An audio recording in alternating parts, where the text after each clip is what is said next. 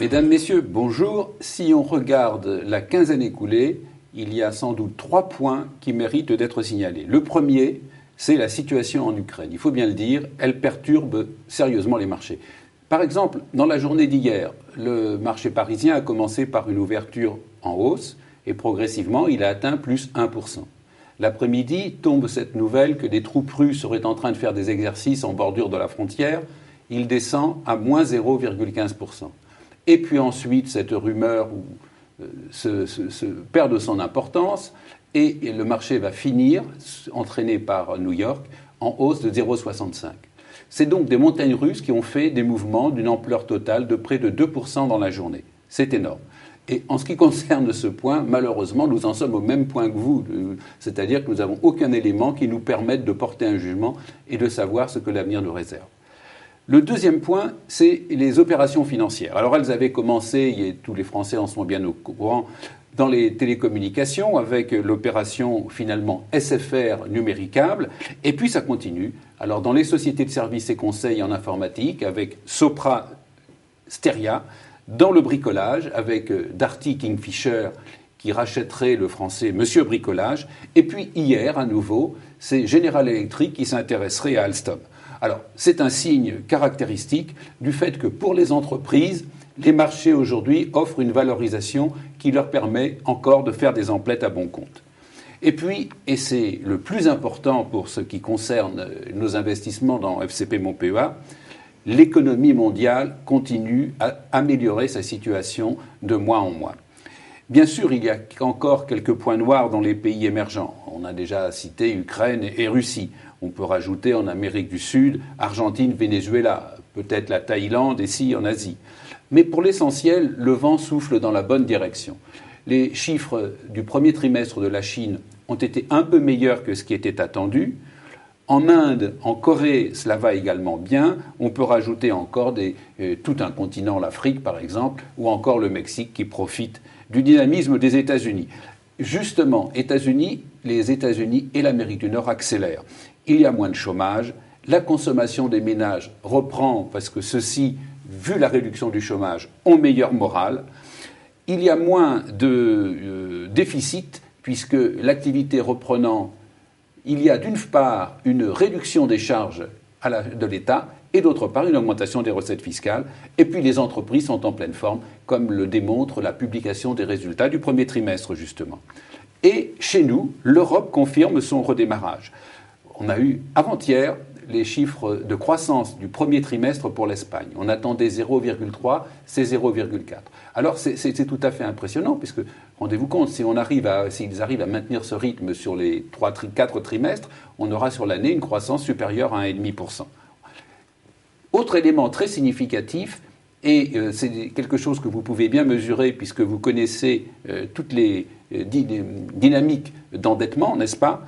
Et tous les pays périphériques, les 5 pays périphériques, voient leur taux d'emprunt baisser beaucoup. Alors évidemment, ça veut dire pour tous ces pays des charges financières bien réduites et donc une réduction de leur déficit budgétaire.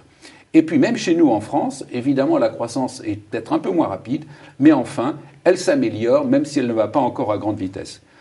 En conclusion, eh bien, l'incertitude manifestée en premier en ce qui concerne l'évolution possible de la situation Ukraine-Russie nous a fait augmenter modestement la poche de nos liquidités à l'intérieur du portefeuille de FCP Montpellier.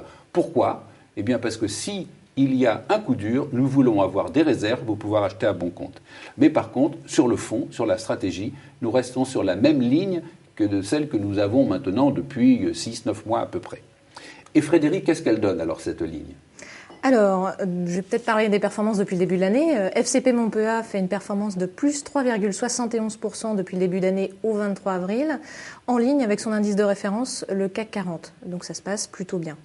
Ensuite, on a eu beaucoup de publications ces derniers jours. On a une thématique qui est très forte dans le portefeuille, qui est la reprise européenne. Et nos entreprises liées à l'automobile représentent à peu près 16% du portefeuille, donc c'est significatif. On a 5 valeurs. On a 3 équipementiers automobiles, qui sont Faurecia, Valeo et Plastic Omnium, un constructeur, Renault, et un pneumaticien, Michelin. Donc là, on peut tirer quelques petites conclusions par rapport aux publications du premier trimestre 2014. Elles sont toutes publiées déjà. Toutes publiées, absolument. Donc on a 4 points qu'on retient. Le premier point, c'est qu'il y a une croissance du chiffre d'affaires à taux de change constant pour toutes les entreprises. Le deuxième point, c'est qu'elles parlent toutes de signes d'amélioration en Europe. Le troisième point, c'est qu'elles maintiennent toutes leurs prévisions pour l'année 2014. Et le dernier point, qui est un petit peu plus négatif, c'est qu'elles subissent tous des effets de devise négatifs qui leur coûtent entre 3 et 5% de leur chiffre d'affaires.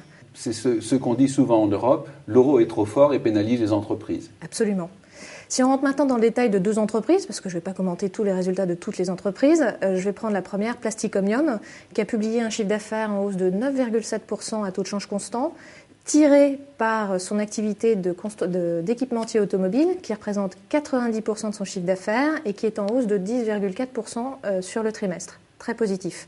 En Europe, le groupe est dynamisé par les ventes de la nouvelle Porsche Macan, pour laquelle il fournit les pare-chocs, mais aussi par exemple par le Range Rover Sport, pour lequel il fournit les haillons. Plastic Omnium a maintenu ses prévisions pour 2014, à savoir une amélioration de son chiffre d'affaires et de son résultat opérationnel. La deuxième valeur dont je vais parler, c'est Renault, qui a publié hier. Donc là, on a un chiffre d'affaires pour le premier trimestre qui est stable en publié, mais qui subit un effet de devise défavorable de 5%, ce qui est vraiment très significatif. Géographiquement, on a une situation contrastée, avec des émergents qui montrent des signes de faiblesse et qui manquent de visibilité pour le moment. Et puis, il y a des... Oui, parce que je crois que Renault est présent en Russie et puis Brésil, en Argentine. Et au Brésil. Au Brésil, Argentine. Absolument. Alors qu'en Europe, il y a des signes d'amélioration plus forts qu'anticipés. Ce qui fait qu'au final, Renault est confiant pour l'année 2014 et maintient ses prévisions d'augmentation de chiffre d'affaires et puis d'amélioration de sa marge opérationnelle dans la division automobile. Et est-ce qu'on a fait des mouvements ?